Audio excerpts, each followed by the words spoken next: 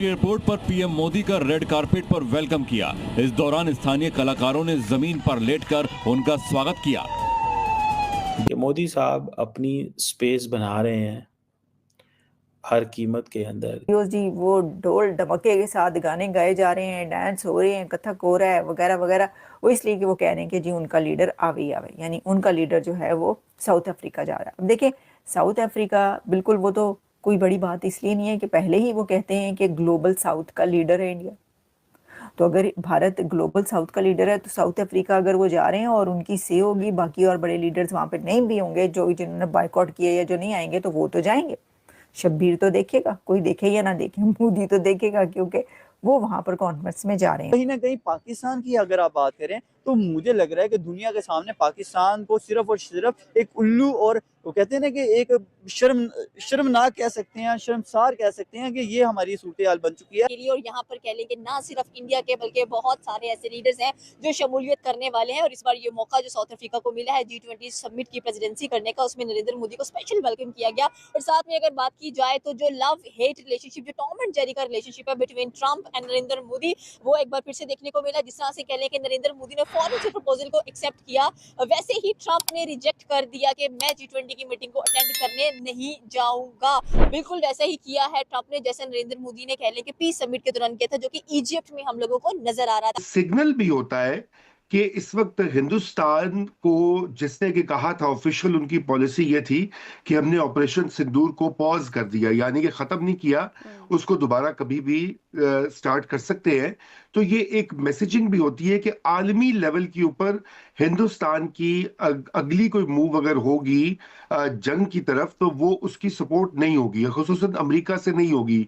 और अमेरिका की सपोर्ट या इंटरनेशनल जो दीगर पावर्स हैं उनकी सपोर्ट के बगैर इंडिया जो है वो अगला कदम नहीं उठाएगा।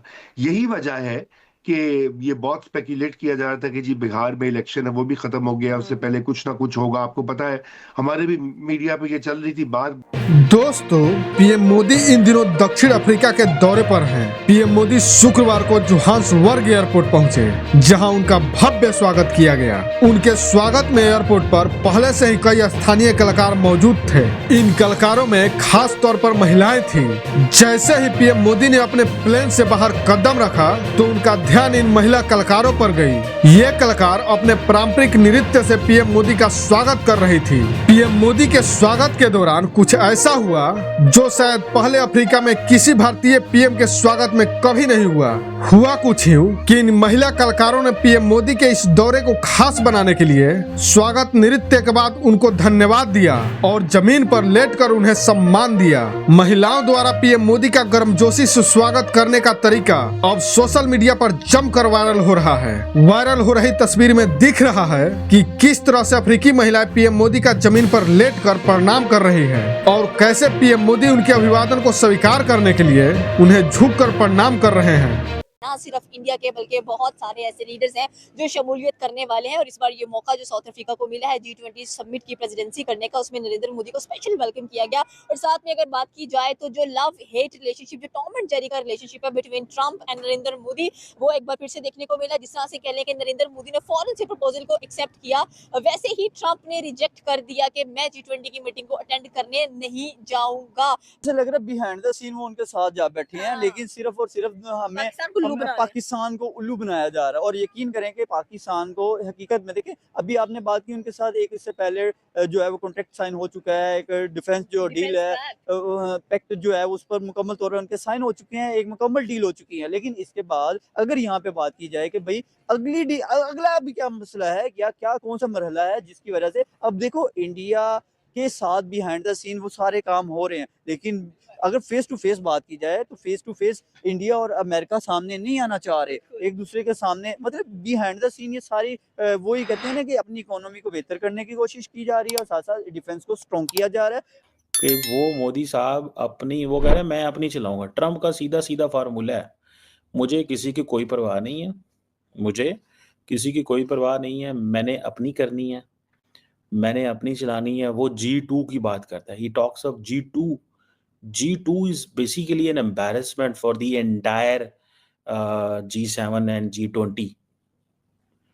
ठीक है, वो बेसिकली वो सबको एम्बैरस कर रहा है। वो कह रहा है जाओ यार, कोई मसला ही नहीं है, जाओ जिसने जो करना है करो, मैं अपना आई डोंट केयर। वो अपनी इस तरफ है। अब जो एजेंडा आइटम है इंक्लूसिव ग्रोथ और reliance on climate energy, climate के तो वैसे ही खिलाफ है, फंडिंग उसने बंद कर दी है। ये डिजास्टर और ये इन चीज़ों को वो समझते ही कुछ नहीं। क्रिटिकल मिनरल्स उसका प्रॉब्लम है और उस सिलसिले में उसने डील्स करना शुरू कर दिए दुनिया के तमाम लीडर्स के साथ। So simple.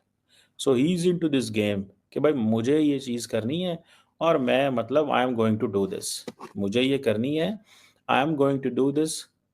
जो किसी ने करना है करे, जिसने जो होना है होए, मुझे इससे कोई फर्क नहीं पड़ता। एटलीस्ट ये दैट्स व्हाट वो मस्ट अंडरस्टैंड। इस चीज को हमें थोड़ा सा अंडरस्टैंड करना चाहिए। और दूसरी तरफ ये भी चीज है ना कि वो इज इनटू दिस गेम कि मैंने ये मल्टीपोलर वर्ल्ड को मैं मानते ही नहीं है। वो समझता है दुनिया में ताकतें ही दो हैं। ट्रम्प साहब ने ग्लोबल साउथ को और इस सबको फारिग कर दिया है, तो यहाँ पे आप फिर एक चीज जो है वो रियलाइज कर जाएं। और वो रियलाइजेशन ये होती है, ठीक है ना जी, वो रियलाइजेशन ये होती है कि जो भी हो, जैसे भी हो, जो भी हो और जैसे भी हो, इस फैक्टर को वन मस्ट नॉट इग्नोर। इस फैक्टर को कभी इग्नोर नहीं करना चाहिए, ठीक है। कि ये जो लीडरशिप है इस वक्त इंडिया की, ये लीडरशिप को they will have to do an extra thing on foreign policy. इनको फॉरेन पॉलिसी पे बहुत चीज़ें एक्स्ट्रा करनी पड़ेंगी, मुझे कम से कम ये लगता है। दैट्स व्हाट ये मेरी असेसमेंट है, ठीक है। क्योंकि जो इनकी ट्रेडिशनल इनको अमेरिका से सपोर्ट आ रही थी वो नहीं आ पाएगी। अब देखें ना, वहाँ पे इक्वालिटी, सॉलिडारिटी, सस्टेनेबिलिटी, इन चीज़ों पे बातें, ये प्रॉब्लम ये ट्रम्प का मसला ही नहीं है। इक्वालिटी, सॉलिडारिटी, सस्टेनेबिलिटी, ये डेमोक्रेट एजेंडा अमेरिका के अंदर रह गया। And we have to see that the way Republican Party is changing in the United States, और जिस स्पीड से वो identity politics and Christianity and America first और इस तरह की चीज़ें कर रहे हैं, वो they are not going to give any kind of things to इन सबको नहीं कुछ देने वाले। वो इन सबको कुछ नहीं देने वाले, मुझे तो ये लगता है। दैट्स व्हाट आई सी। मैं तो ऐसे वो देख रहा हूँ चीज़ों को, ट्रस्ट मी। मुझे तो चीज़ें इस तरह नज़र आ रही हैं। अब तो फिर वो बात की बात है ना कि क्या होगा और क्या नहीं होगा और किस तरह वो चलेंगे, लेकिन इंडिया को they will have to go an extra mile, उनको थोड़ा सा एक्स्ट्रा जाना पड़ेगा। दोस्तों आपको बता दें कि G20 लीडर समिट का आयोजन जोहान्सबर्ग में हो रहा है। यह लगातार चौथी बार है जब G20 शिखर सम्मेलन विकासशील देशों में आयोजित हो रहा है। समिट में प्रधानमंत्री नरेंद्र मोदी G20 एजेंडा पर भारत का दृष्टिकोण पेश करेंगे।